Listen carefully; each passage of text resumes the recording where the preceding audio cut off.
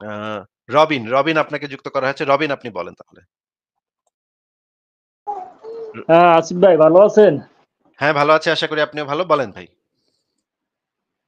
ভাই আমার একটা ইয়ে ছিল, আপনার একটা সংলাপ ছিল যে কিছুদিন আগে আপনি হয়তো ভিডিও, ছোট আকারে ভিডিও ছাড়ছিলেন যে কোরআন থেকেও হাদিস অনেকটা বিশুদ্ধ। হ্যাঁ, তো এই ব্যাপারে আমার একটা কথা হলো, যে হাদিস যেখানে 6 লক্ষেরও বেশি হাদিস থেকে মাত্র 6,000 হাদিস ইমাম বুখারী নির্বাচিত করছে। 6 লক্ষ হাদিস সংগ্রহ করে ওইখান থেকে যাচাই বাছাই করে মাত্র 6,000 হাদিসকে তিনি রাখছেন। তো সেখানে আপনি এই 6 লক্ষের মধ্যে 6,000 যে সঠিক, এটাকে আপনি বিশুদ্ধ হিসেবে রাখতেছেন, কিন্তু কোরআনটাকে আপনি ওই হিসাবে বিশুদ্ধ মনে করতেছেন না বা দেখতেছেন না কেন? কারণ কোরআন সংকলনের যে আ হিস্ট্রি, কোরআন সংকলনের যে দায়িত্ব দেয়া হয়েছিল যাকে হাসান বিন সাবিত এবং তার যে কমিটি, সেই কমিটি নিয়ে যারা হচ্ছে কোরআনের সবচাইতে বড় অ ছিল, মানে হচ্ছে গিয়ে এক্সপার্ট ছিল, তাদেরই নানা মতবিরোধ ছিল। আপনি যদি আব্দুল্লাহ ইবনে মাসুদের কথা ধরেন, আব্দুল্লাহ ইবনে মাসুদ সম্পর্কে আ নবী মোহাম্মদ নিজে পরিষ্কার করে বলছে যে, কোরআনের উপরে সবচাইতে বড় এক্সপার্টদের একজন হচ্ছে আব্দুল্লাহ ইবনে মাসুদ। সেই আব্দুল্লাহ ইবনে মাসুদ সে এই কোরআনের বিরুদ্ধে বিদ্রোহ ঘোষণা করছিল। ওসমানীয় কোরআন যেই, ওসমানী কোরআনের বিরুদ্ধে বিদ্রোহ ঘোষণা করছিল। যে এই কোরআনটা কিছুই হয় নাই।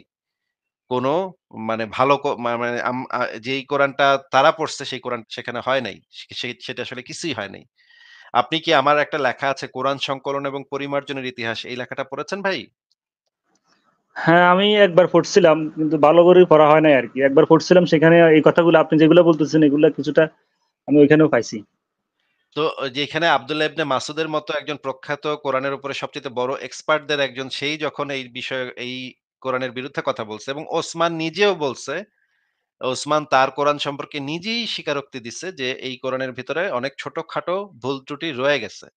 যেই ভুল ত্রুটিগুলা যেহেতু হালালকে হারাম করছে না, হারামকে হালাল করছে না, সুতরাং এগুলাতে কোনো সমস্যা নাই। এই এই কথাটা ওসমানের নিজের কথা। এবং একই সাথে ওসমান যখন সেই কোরআনটা সংকলন করে তখন আরো ৭ টি উপভাষায় কোরআন নাজিল হয়েছিল বলে জানা যায়।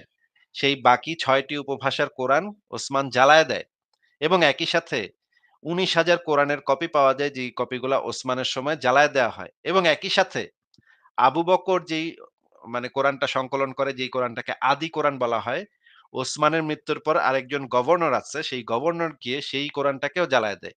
এই প্রত্যেকটা জিনিস আমি আমার ওই লেখাটার ভিতরে দলিল প্রমাণ সহ দেখাইছি। যে কোরআন সংকলন নিয়ে নানা ধরনের জটিলতা ছিল, নানা ধরনের খুনাখুনি ছিল। এমনকি ওসমানকে হত্যা পর্যন্ত করে আবু বকরের পুত্র মোহাম্মদ বিন আবু বকর। সে ওসমানকে প্রাসাদ থেকে দাড়ি ধরে টানতে, টানতে নিচে নামায়া বলতেছিল, "তুমি কিতাবুল্লাহ পরিবর্তন সাধন করেছ।" এটা বলে তারপর তাকে হত্যা পর্যন্ত করে। এই কোরআনটা মানে বিকৃতি সাধন করায়। তো এতগুলা ব্যাপার, এতগুলা ঘটনা, এতগুলা মারামারি, এতগুলা কাটাকাটি এবং এরপর থেকে মুহাম্মদের পুরা পরিবার সুদ্ধা মানে নির্বংশ করে দেয়া হয়। নির্বংশ না, মানে কিছু বংশ রয়ে গেছিল। কিন্তু এই যে ফাতিমার যে বংশধারা, সেই বংশধারার যারা ছিল, আলীকে হত্যা করা হয়, ফাতিমা শিয়াদের মতে ফাতিমাকে হত্যা করা হয়। এরপরে হাসান হোসেনকে হত্যা করা হয়। এই পুরা বংশ শুদ্ধ উড়ায় দেয়া হয়। এইটার মূল কারণ ছিল এই কোরআন সংকলন নিয়ে জটিলতা এবং ক্ষমতা নিয়ে কামড়াকামড়ি। তো এই কোরআনটা নিয়ে এত কামড়াকামড়ি হওয়ার পরেও যদি কেউ বলে কোরআনে কোনো বিকৃতি সাধন হয় নাই, তাহলে তো এটা একটা হাস্যকর কথা হবে। এই যে এইখানে যে কিন্তু হাদিসে আমরা দেখতে পাই, হাদিসের সংকলনের ইতিহাসে আমরা দেখতে পাই এইটার সনদগুলা বহু সংখ্যক বার যাচাই করে দেখা হইছে। বহুবার, বহুবার দেখা হইছে। কিন্তু কোরআন সংকলনের সময় এই সনদগুলা চেক করা হয় নাই। এই সনদ চেক হয় নাই। একেবারেই কোন সনদ চেক হয় নাই। আ যেমন ধরেন আপনাকে আমি আ কিছু রেফারেন্স দেখাইতে পারি যে আ যেই জিনিসগুলা অনেকগুলা কোরআনের আয়াত হারায় গেছে। এমনকি আয়েশা পর্যন্ত বলছে এই কোরআনের আয়াতটা হারায় গেছে। রজমের আয়াত হারায় গেছে। তারপরে বয়স্ক লোকের দুধ পানের আয়াত হারায় গেছে। এরকমের অসংখ্য জিনিস হারায় গেছে। সেগুলো আর পাওয়া যায় না। এমনকি মোহাম্মদ নিজেও ভুইলা যাইত যে কোন সময় কোন আয়াত নাজিল হইছে সেগুলোও ভুইলা যাইত। তো এই সমস্ত জিনিসকে সামনে রাখলে কিন্তু হাদিসের বেলায় দেখা যায় যে হাদিসগুলা অনেকবার চেক-টেক কইরা, অনেক গবেষণা-টবেষণা কইরা, কোন হাদিসের মানে রাবি আ কতটুকু মনে রাখতে পারত, তার স্মৃতিশক্তি কেমন ছিল, সে দাঁড়ায় পেশাব করছে নাকি বইসা পেশাব করছে, এই সমস্ত অনেক বিচার বিবেচনা করে হাদিসগুলা সংকলন করা হইছে। কিন্তু কোরআন সংকলনের সময় এরকমের কোন আ যে মানদণ্ড, সেই মানদণ্ড বজায় রাখা হয় নাই। এই কারণে আমি মনে করি হাদিস সংকলনটা more authentic than কোরআন। বলেন এবার। যে আপনি এখানে একটা কথা বলছিলেন যে হযরত ওসমান রাদিয়াল্লাহু তাআলা আনহু নিজেই স্বীকার করছেন যে এই কোরআনে কিছু ভুল ত্রুটি আছে। এটার কি সঠিক রেফারেন্স দিতে পারবেন? অবশ্যই দিতে পারবো। ঠিক আছে, একটু অপেক্ষা করেন তাহলে। আ আরেকটা বিষয় হলো যে মোহাম্মদের আবু বকরের ছেলে একটা, মোহাম্মদ একটা করে ইবনে একটা করে ভাই, একটা করে। মানে আপনি আচ্ছা ২ টা করলে আমি মনে তখন হারায় যায় জিনিসগুলো, হ্যাঁ? আচ্ছা একটা করে। ওকে, ওকে। আপনি মনে রাখেন, আপনি আবার একটু পরে মানে আমার এটা দেখানো শেষ হওয়ার পরে আবার বইলেন, তখন আমি আবার ওইটাও দেখাবো। ঠিক আছে? ১ম এ একটা জিনিস দেখায় নিই।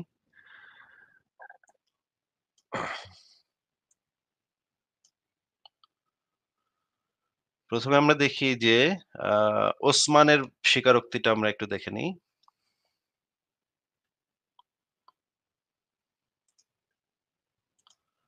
আমি স্ক্রিনে শেয়ার দিচ্ছি। আপনি আ আপনি একটু পইড়েন জিনিসটা। আপনাকে আমি পড়তে বলব।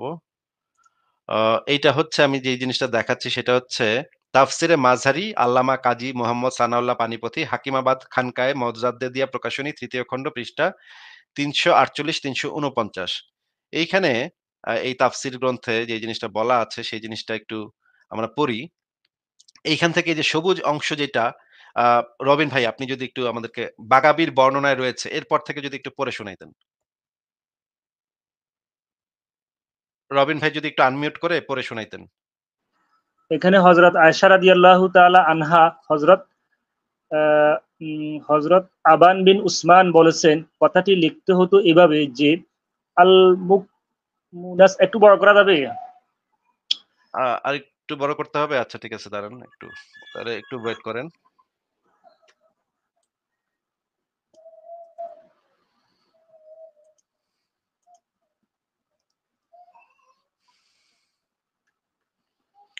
এইবার ঠিক আছে?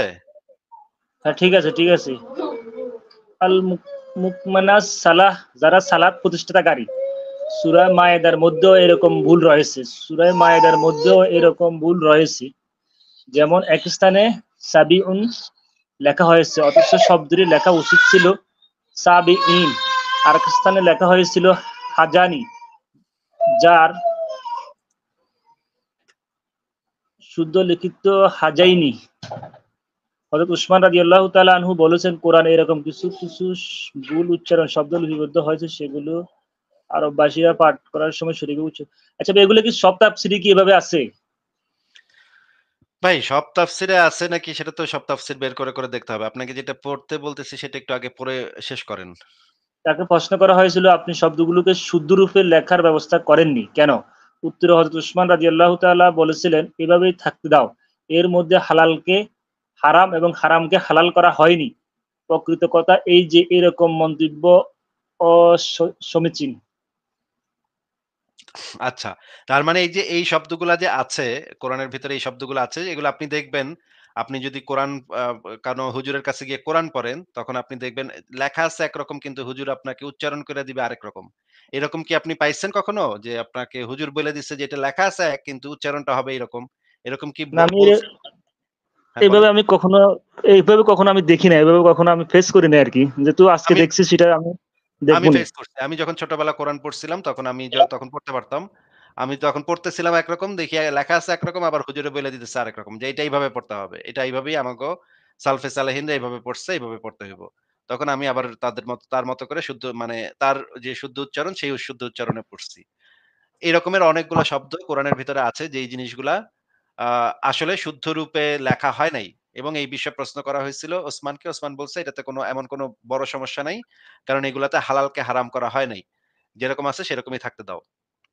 আচ্ছা, এরপরে আপনি ২য় প্রশ্ন কি যেন করছিলেন বলেন? দ্বিতীয় প্রশ্ন করতে চাইছিলাম যে হযরত আবু বকর রাদিয়াল্লাহু তাআলা আনহুর ছেলে মুহাম্মদ ইবনে আবু বকর, উনি তো শেষ দিকে বিভ্রান্ত হয়ে গিয়েছিলেন, যিনি খেলাফতের খলিফার আদেশ অমান্য করছেন, যে উনি বিদ্রোহীদের দলে যোগ দিচ্ছেন। তো তো সেটা সেটা আপনার এটা নিয়ে তো মতামত। ইখতিলাফ আছে। সেটা আপনার মতামত হতে পারে। কিন্তু সে যে ইসেকে হত্যা করছিল, সেই জিনিসটা আমরা একটু দেখে নিই। এই জিনিসটা আপনি পাবেন। আ এই জিনিসটা আপনি পাবেন আল বিদায়া ওয়ান নিহায়া আল্লামা ইবনে কাসির ইসলামিক ফাউন্ডেশন ৭ম খণ্ড পৃষ্ঠা ৩৩২-৩৩৩ এ। এইখানে যে জিনিসটা লেখা আছে এটা একটু পড়ে শোনান ভাই। এই যে উপরে লেখা আছে মুহাম্মদ ইবনে আবু বকর গৃহে প্রবেশ করেন। এটুক দেখা যাচ্ছে? রবিন ভাই, জি, এই যে আমি স্ক্রিনে কি দেখতে পাচ্ছেন? এই যে এই উপরে লেখা আছে দেখা যাচ্ছে? হ্যাঁ, হ্যাঁ, দেখা যাচ্ছে। মুহাম্মদ ইবনে আবু বকর হ্যাঁ, হ্যাঁ, গৃহে দেখা যাচ্ছে। হে বোকা বিদ্য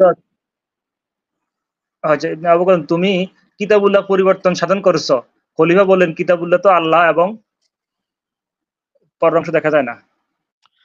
আ হ্যাঁ, তুমি কিতাবুল্লাহ পরিবর্তন সাধন করেছো।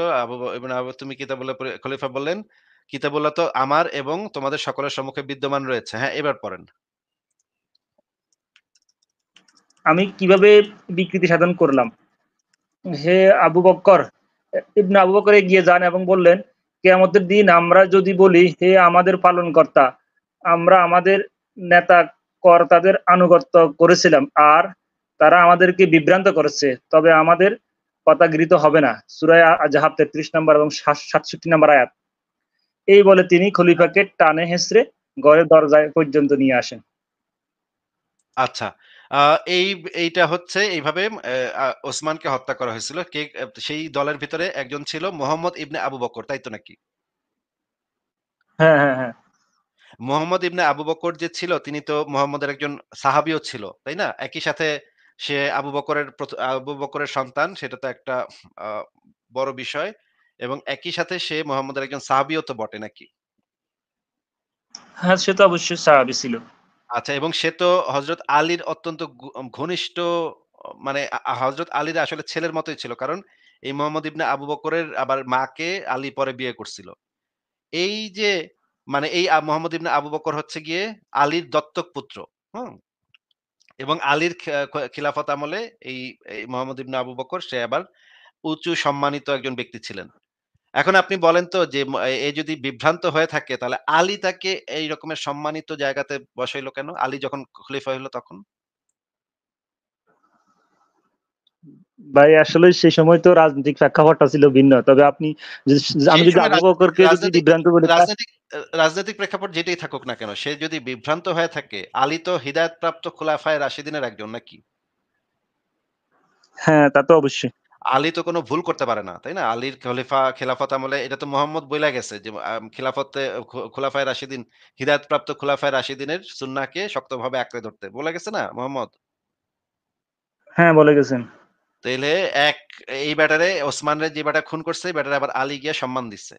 তাইলে আলী তো মুহাম্মদের মানে একে তো চাচাতো ভাই, আরেক তার উপরে বড় কথা হইলো যে সে তার মেয়ের জামাই। একদম পরিবারের অংশ নাকি? হ্যাঁ, অবশ্যই। তাইলে এই ঘটনা কেমনে ঘটে যে সে একজন বিভ্রান্ত লোকরে এরকমের দিবে? একজন বিভ্রান্ত ব্যক্তিকে কেন এই হযরত আলী উঁচু সম্মানিত জায়গা দিবে? আলীর তো সেখানে বক্তব্য ছিল যে আমি আগে বিদ্রোহ আমি আগে মানে আমরা আগে ঐক্য করি, এরপরে আমি যারা ওসমান হত্যা করছে তাদের বিচার করব। কিন্তু এখানে তো কিন্তু সরাসরি মোহাম্মদ ইবনে আবু বকরকে সাপোর্ট করে নাই। যদিও পরোক্ষভাবে করছে কিন্তু সরাসরি করে নাই। এখানে তো সাপোর্ট করাই হইল। এখানে তো মানে জিনিসটা তো সাপোর্ট করাই হইল। একজন খুনিকে কিভাবে সে মানে যে হচ্ছে গিয়ে একজন খলিফাকে হত্যা করছে, সে তো সবচাইতে বড় অপরাধী। মানে শান্তি শৃঙ্খলা রক্ষার জন্য এত বড় একজন খুনিকে কিভাবে সে আ মানে দেয়, এটা তো আমি বুঝতে পারতেছি না ভাই। এটা তো মানে মনে হচ্ছে এখানে যে ঠিক আছে, এখানে এখানে আমার কাছেও একটু ইয়ে লাগতেছে। তবে আমি যতটুকু পাইছি একটা যে ইয়েতে আলী মোহাম্মদ সাল্লাল্লাহু আলাইহি আপনি আমাকে বলেন যে এই যে মনে করেন শেখ মুজিবুর রহমানকে যারা হত্যা করছে খন্দকার মুশতাক এবং তারপরে যেই মেজর ডালিম, মেজর এরা যে হত্যা করছে। এখন মনে করেন শেখ হাসিনা এসে কি তাদেরকে উঁচু একটা দিতে পারে? মানে উঁচু একটা মর্যাদা, মনে করেন একটা মিনিস্টার বানাইলো। মিনিস্টার বানাইতে পারবে? না, সেক্ষেত্রে কখনোই সম্ভব না। জিয়াউর রহমানের আমলে কিন্তু শেখ মুজিবুর রহমানকে হত্যাকারী যারা ছিল তাদেরকে মিনিস্টার বানানো হয়েছিল, তাই না? হ্যাঁ, বানানো হয়েছিল। এই কারণে বোঝা যায় যে জিয়াউর রহমানও এই খুনের সাথে, শেখ মুজিবুর রহমানের হত্যাকাণ্ডের সাথে জড়িত ছিল এবং আশ্রয় প্রশ্রয়দাতা ছিল নাকি? হ্যাঁ, এটা তো স্পষ্টই বোঝা যায়। তাইলে তাইলে এই যে আলী যে এদেরকে মানে আশ্রয়-প্রশ্রয় দিল। এটার পেছনে আবার আরো কারো কাহিনী আছে। এই যে আপনি একটু তাহলে আমাদেরকে বলেন যে আ এই যে ফাতিমার যে একটা জমি ছিল, হ্যাঁ? ফাতেমাকে যে মোহাম্মদ একটা জমি দিয়ে গেছিল, সেই জমিটা তো আ আবু বকর যখন খলিফা হয় তখন সে জবরদখল করছে। এটা কি আপনি জানেন যে আবু বক মানে ফাতিমার জমিটা যে আবু বকর জবরদখল করছিল এবং ফাতিমা যখন সেই জমিটা চাইতে যায়, তখন আবু বকর তাকে না করে দেয় যে, "সেই জমি তোমারে দিমু না। কারণ এই জমি এখন খলিফার আন্ডারে থাকবে।" এই কারণে ফাতেমা সারা জীবন বাকি জীবন আবু বকরের সাথে কথা পর্যন্ত বলে নাই। এত খেপছে, এত হইছে যে সে সারা জীবন আর আবু বকরের সাথে কথাই বলে নাই। এটা কি আপনি জানেন? হ্যাঁ, সেটা আমি পাইছি সিরাত গ্রন্থে পাইছি। এইগুলো সহিহ হাদিসেই বর্ণনা করা আছে। সবকিছু সহি আপনাকে চাইলে আমি বের করে দেখাবো। এখন আপনি বলেন যে মুহাম্মদের একটা হাদিস আছে, যেই হাদিসে বলা আছে, "আমার কন্যা ফাতিমাকে যে কষ্ট দেয় সে আমাকেই কষ্ট দেয়।" এইটা হাদিসে এই হাদিসটা যদি আপনি চান আমি বের করে দেখাইতেছি। না, আপনি কি এই আমি হাদিসটা পড়ছি পড়ছেন এটা। কিনা? আমি পড়ছি। আমি এটাও পড়ছি। আচ্ছা। এইখানে দেখা যাচ্ছে যে ফাতিমাকে আবু বকর কষ্ট দিচ্ছে। এই যে ফাতিমা যখন এই আ মানে ফাতিমার যখন এই জমিটা চাইতে গেছে তখন তাকে না করে দিচ্ছে আবু বকর এবং ফাতেমা তাতে প্রচন্ড কষ্ট পাইছে। তার জমিটা মানে খলিফা ভোগ দখল করতেছে। এই যে ফাতেমাকে কষ্ট দেওয়া হইলো, আবু বকর কি ফাতেমাকে কষ্ট দিছে নাকি কষ্ট দেয় নাই? এটা তো কষ্ট দিছে, পরবর্তীতে উনার নিজের মেয়েকে উনি জমি দিচ্ছেন। হ্যাঁ, আয়েশাকে জমি দিছেন কিন্তু ফাতেমারটা কে নিছে। এটা ঠিক আছে, এগুলো আমি পাইছি। তাহলে আবু বকর কি জান্নাতি নাকি জাহান্নামী সেটা একটু বলেন। হাদিস অনুযায়ী তো উনি জান্নাতি। হাদিস অনুযায়ী জান্নাতি কিন্তু আবার ওই হাদিস অনুসারেই সে জাহান্নামী। কারণ হচ্ছে সে ফাতিমাকে মনে কষ্ট দিচ্ছে। হ্যাঁ, তা অবশ্য ঠিক আছে। তাইলে মানে যে নবীর মা মা নবী বলছে যে ফাতিমা আমার কলিজার টুকরা। ফাতিমা আমার অংশ। ফাতিমাকে যে কষ্ট দিবে সে আমাকেই কষ্ট দিবে। এইটা স্পষ্ট নবী মুহাম্মদের মুখের কথা। এইখানে দেখা যাচ্ছে যে আবু বকর এবং ওমর এই ২ জনই ইসেকে ফাতিমাকে কষ্ট দিচ্ছে। ফাতিমা বাদবাকি জীবন আবু বকরের সাথে আর কথাই বলে নাই। হ্যাঁ? হাদিসের ভিতরে পরিষ্কারভাবে বলা আছে। বাদবাকি জীবন আপনি চাইলে আমি আপনাকে হাদিসগুলা বের করে দেখাবো। কিন্তু একেকটা হাদিস বের করতে একটু সময় লাগে। এজন্য আপনাকে আমি যদি না, আমি আপনার জানা পড়ছি থাকে ভাই। আমার জানা আছে। আমি পড়ছি এগুলো আমার জানা আছে। হ্যাঁ, তাহলে আমি আপনাকে জিজ্ঞেস করতেছি যে তাহলে এই পুরা ঘটনাতেই তো দেখা যাচ্ছে যে আচ্ছা ঠিক আছে এত যে কামড়াকামড়ি মারামারি ভাই আপনাদের ধর্ম না শান্তির ধর্ম ভাই? এত কামড়াকামড়ি মারামারি কেমনে ভাই? এগুলা তো বুঝতেছি না ভাই। এত কামড়াকামড়ি কেন আপনাদের ধর্মে? এরে মূলত কামড়ায়, ও রাসূলের ওরে ইন্তেকালের কামড়ায়। পরে আচ্ছা আপনি আমারে বলেন এই মোহাম্মদ বেডা মরল কেমনে? এইটা একটু আমাদেরকে একটু বুঝায় দেন তো ভাই। এই বেডা মরল কেমনে? স্বাভাবিক মৃত্যুবরণ করছেন। স্বাভাবিক মৃত্যুবরণ করছে না? মোহাম্মদ স্বাভাবিক মৃত্যুবরণ করছে? হ্যাঁ ভাই? আমরা যতটুকু জানি ততটুকু তো আমরা স্বাভাবিক মৃত্যুই বরণ করছেন। যদিও উনি উনার মৃত্যুর সময় উনার যে অনেক কষ্ট হয়েছে, মৃত্যু যন্ত্রণার যেটা হয়েছে সেটা আমরা তো সিরাত গ্রন্থে পাইছি যে মৃত্যুর সময় উনার অনেক যন্ত্রণা হয়েছে। তো আচ্ছা অনেকেই বলতেছে সেটা। আমরা একটু এই বিষয়ে আমরা অনেকবার বলছি। আমরা একটা ভিডিও দেখে নিই, হ্যাঁ? ভিডিও একটু দেখেন। ঠিক আছে? দেখেন একটু ভালো মনোযোগ দিয়ে দেখেন, হ্যাঁ? এইটার সাথে যেই দলিলগুলা লাগবে সেগুলো আমার পরে বইলেন। আমি সেই দলিলগুলো বের করে দেখাবো একই সাথে। অসুবিধা নেই। আগে ভিডিওটা দেখে নেন, হ্যাঁ? দেখেন। সামির আহমেদ জানতে চেয়েছেন, আজ আমাদের এখানে জুমার খুতবা ইমাম সাহেব বয়ানে বলেছিলেন যে মালাকুল মউতকে জিজ্ঞেস করা হলো রাসূল সাল্লাল্লাহু আলাইহি সাল্লামের উম্মতের মৃত্যু কি অনেক কষ্টের? উত্তরে তিনি বললেন, যদি কেউ সারা জীবন রাসূল সাল্লাল্লাহু আলাইহি সাল্লাম সুন্নাহর উপরে পার করে তবে তার মৃত্যু হবে কোনো শিশু যখন মায়ের দুধ পান করতে করতে ঘুমিয়ে পড়ে সেরকম। এ কথা কি সঠিক? বোন সামিরা, দেখুন, ইমানদারের মৃত্যু অত্যন্ত আরামের সাথে হবে, এটি বিভিন্ন হাদিস দ্বারায় বর্ণিত রয়েছে। আর ফাসিক, আল্লাহর অবাধ্য ব্যক্তির মৃত্যু অত্যন্ত কষ্টের সাথে হবে। তার রূহ যখন বের হবে তখন তিনি অনেক বেশি কষ্ট অনুভব করবেন। আর ইমানদার তিনি টেরি পাবেন না, অত্যন্ত আরামের সাথে তার রূহ কবজ করা হবে। এ বিষয়টি বিভিন্ন হাদিস দ্বারা প্রমাণিত। আল্লাহ রাসূল সাল্লাল্লাহু আলাইহি ওয়াসাল্লাম সুস্বাস্থ্যের জন্য আজওয়া ডেট, যেটা আজওয়া খাবার, আজওয়া আল মাদিনা, মদিনার যে আজওয়া খেজুর, এটা খেতে বলেছেন। এবং সহিহ বুখারীর বর্ণনায় এসেছে কেউ যদি প্রতিদিন সকালবেলা 7টি আজওয়া খেজুর খায়, ওই দিন কোনো বিষ বা সাপের কামড় কিংবা কোনো জাদু বান এগুলো তাকে কখনো ক্ষতি করবে না। উনি ইন্তেকাল করেছেন, চিল্লায় এখন ঠিক কিনা? ইন্তেকালের আগে বিশ্বনবী প্রচন্ড অসুস্থ হলেন। মা আয়েশারে ডেকে বললেন, আয়েশা, মনে হয় আমি বাঁচব না। ওই যে খায়বার বিজয়ের দিন, খায়বার দুর্গ বিজয় করার পরে এক ইহুদি মহিলা আমার দাওয়াত দিয়েছিল। ওই দাওয়াত খেতে যাওয়ার পরে গোশতের মধ্যে বিষ মাখানো হয়েছিল রে আয়েশা। ওই বিষ মাখানো খাসির গোশত খেয়ে যে ব্যথা আমার পেটে উঠেছিল, আজ আবার সেই ব্যথা উঠেছে। বিশ্ব নবী ওই বিষ খাওয়ানো গোশতের কারণে ইন্তেকাল করেছেন। এই বুখারীর বর্ণনায় এসেছে, কেউ যদি প্রতিদিন সকালবেলা 7টি আজোয়া খেজুর খায়, ওই দিন কোনো বিষ বা সাপের কামড় কিংবা কোনো জাদু বান এগুলো তাকে কখনো ক্ষতি করবে না। বিষ্ণুই বললেন পানি আনো। বিশ্বনবী পানি দিয়ে অজু করলেন। অজু করে কয়েকজন সাহাবীকে ধরে উঠতে চাইলেন, আবার ফপাস করে বেহুশ হয়ে পড়ে যায়।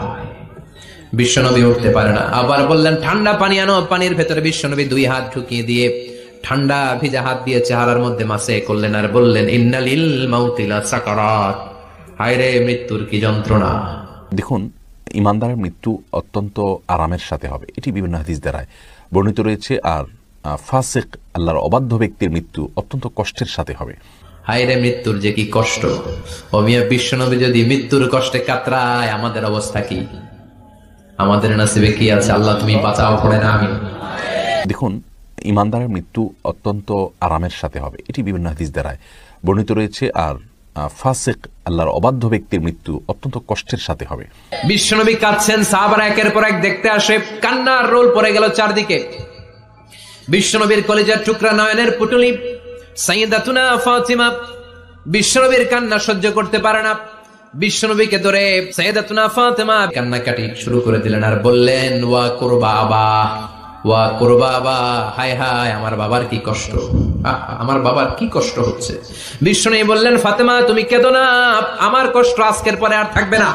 দেখুন, ইমানদারের মৃত্যু অত্যন্ত আরামের সাথে হবে, এটি বিভিন্ন হাদিস দ্বারায় বর্ণিত রয়েছে। আর ফাসিক, আল্লাহর অবাধ্য ব্যক্তির মৃত্যু অত্যন্ত কষ্টের সাথে হবে। আচ্ছা, আমরা দেখলাম যে এই মুহাম্মদের মৃত্যুটা কিভাবে হয়েছিল। অত্যন্ত নির্মম, অত্যন্ত কষ্টদায়ক, অত্যন্ত যন্ত্রণাদায়ক হয়েছিল।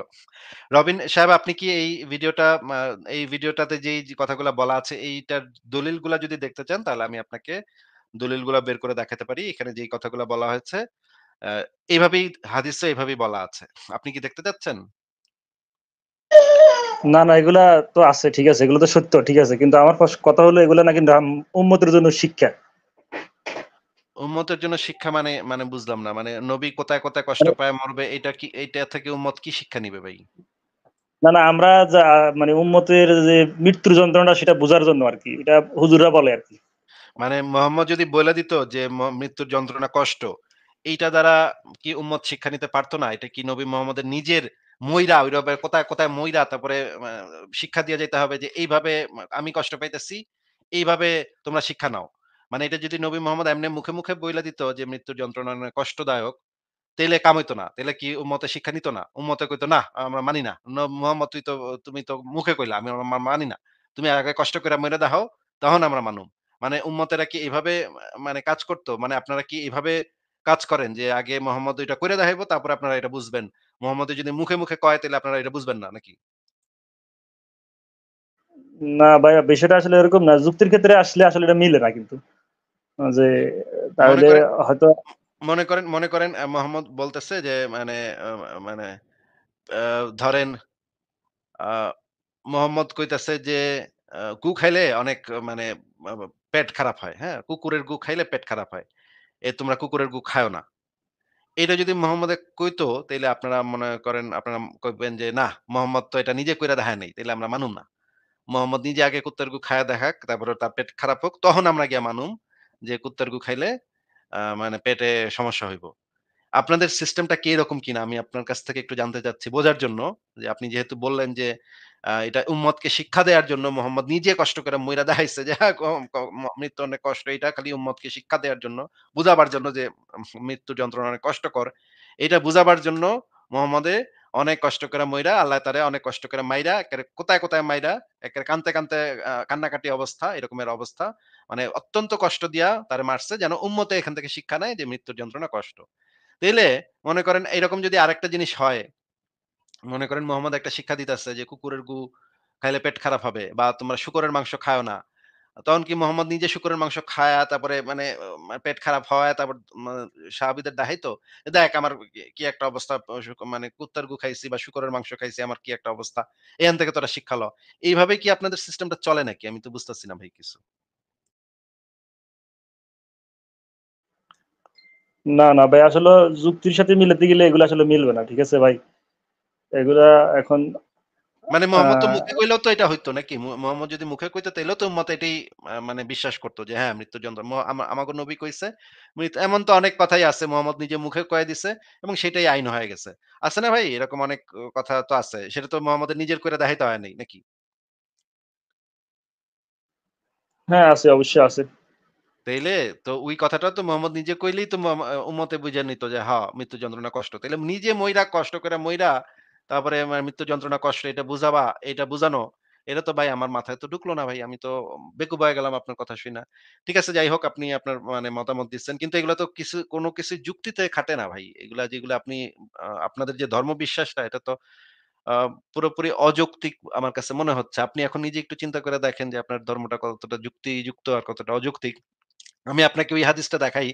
এই হাদিসটার কথা আমি এইমাত্র একটু আগে বললাম যে এই যে দেখেন, আ হাদিসটা একটু বের করছি। আ আমি একটু বড় করে দেই তাহলে আপনি আরো ভালো দেখতে পাবেন। আচ্ছা। এটা হচ্ছে সহিহ বুখারীর ইসলামিক ফাউন্ডেশন। হাদিস নাম্বার হচ্ছে ৬২৭০। এখানে যে জিনিসটা বলা হচ্ছে যে আয়েশা থেকে বর্ণিত রাসূলুল্লাহ সাল্লাল্লাহু আলাইহি ওয়াসাল্লামের রেখে যাওয়া সম্পত্তির উত্তরাধিকারিত্ব চাইতে চাওয়ার জন্য একদা ফাতিমা ও আব্বাস আবু বকর সিদ্দিকের কাছে আসলেন। দেখা যাচ্ছে ভাই স্ক্রিনে? আচ্ছা, দেখা যাচ্ছে। আচ্ছা। তারপরে কি হইল? তারা ওই সময় ফাদাক ভূখণ্ডের এবং খায়বারের অংশ দাবি করছিলেন। তখন আবু বকর তাদের উভয়ের প্রতি লক্ষ্য করে বললেন, "আমি রাসূলুল্লাহ সাল্লাল্লাহু আলাইহি ওয়াসাল্লাম থেকে শুনেছি তিনি বলেছেন, তোমাদের কোনো উত্তরাধিকারী হবে না। আমরা যা রেখে যাব তা সবই হবে সাদাকা। এ মাল থেকে মুহাম্মদ রাসূলুল্লাহ সাল্লাল্লাহু আলাইহি ওয়াসাল্লামের পরিবার ভোগ করবেন।" আবু বকর বলেন, "আল্লাহর কসম, রাসূলুল্লাহ সাল্লাল্লাহু আলাইহি ওয়াসাল্লামকে আমি এতে যেভাবে করতে দেখেছি তা সেভাবেই বাস্তবায়ন করব।"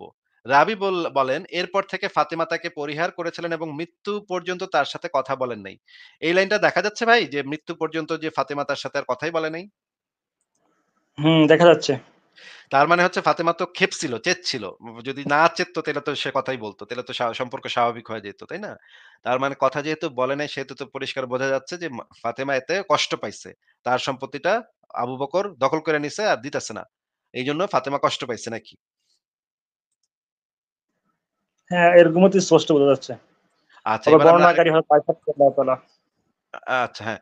এবং এই হাদিসটা অনেক জায়গাতেই বলা আছে। এটা হচ্ছে গিয়ে আপনি সহিহ বুখারী ইসলামিক ফাউন্ডেশন আ ২৮৭৪ নম্বর হাদিসে পাবেন। এতে ফাতিমা, এই যে দেখেন এখানে আরো পরিষ্কারভাবে বলা আছে। এতে ফাতিমা বিনতে রাসূলুল্লাহ সাল্লাল্লাহু আলাইহি ওয়াসাল্লাম অসন্তুষ্ট হলেন এবং আবু বকর সিদ্দিকের সাথে কথাবার্তা বলা ছেড়ে দিলেন। এই অবস্থা তার মৃত্যু পর্যন্ত বহাল ছিল। এই যে অসন্তুষ্ট হলেন এই জিনিসটা তো দেখা যাচ্ছে, তাই না? হ্যাঁ, দেখা যাচ্ছে। অসন্তুষ্ট তো হইছিল। এখন মুমিনরা আ মানে নানা ধরনের তেনাবাজি করে। এজন্য আরো পরিষ্কারভাবে দেখাইলাম যে অসন্তুষ্ট ছিল। আ এখন আপনি বলেন যে আরেকটা হাদিস আছে। আ এই হাদিসটাতে বলা হচ্ছে সহিহ বুখারী ইসলামিক ফাউন্ডেশন ৪৮৫০ এ বলা আছে যে ফাতেমা হচ্ছে আমার কলিজার টুকরা এবং সে যা ঘৃণা করে আমিও তা ঘৃণা করি এবং তাকে যা কষ্ট দেয় আমাকেও কষ্ট দেয়। এটা হচ্ছে মুহাম্মদের কথা যে ফাতেমা হচ্ছে আমার কলিজার টুকরা এবং সে যা ঘৃণা করে আমিও তা ঘৃণা করি এবং তাকে যা কষ্ট দেয় তা আমাকেও কষ্ট দেয়। এটা হচ্ছে নবী মুহাম্মদের মুখের কথা। তাহলে ম আম ফাতেমা তো ফাতেমাকে তো আবু বকর কষ্ট দিছিল, এটা তো পরিষ্কার। বুখারী শরীফ থেকেই পরিষ্কার, তাই না? হ্যাঁ, অবশ্যই।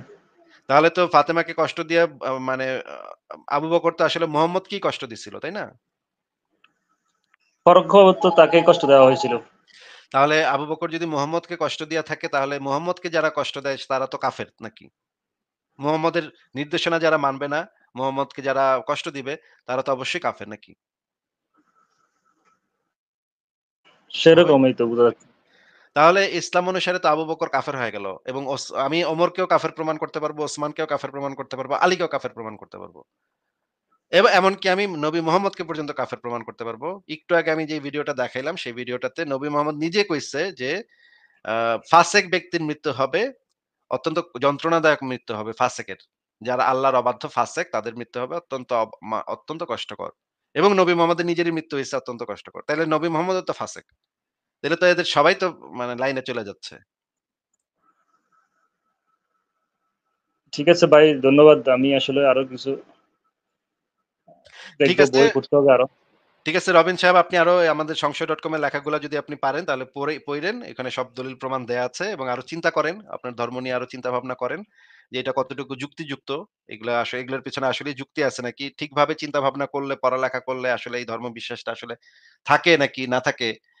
যুক্তিতে সেগুলো টিকে নাকি না টিকে? সেগুলো আরো চিন্তা ভাবনা করেন। ঠিক আছে রবিন ভাই, আর কি কিছু আপনার প্রশ্ন না থাকলে তাহলে আজকে বিদায় জানাই আপনাকে। ঠিক আছে, আমি বিদায় নিচ্ছি। ধন্যবাদ। আচ্ছা, ভালো থাকেন। তাহলে বিদায় দিলাম আপনাকে।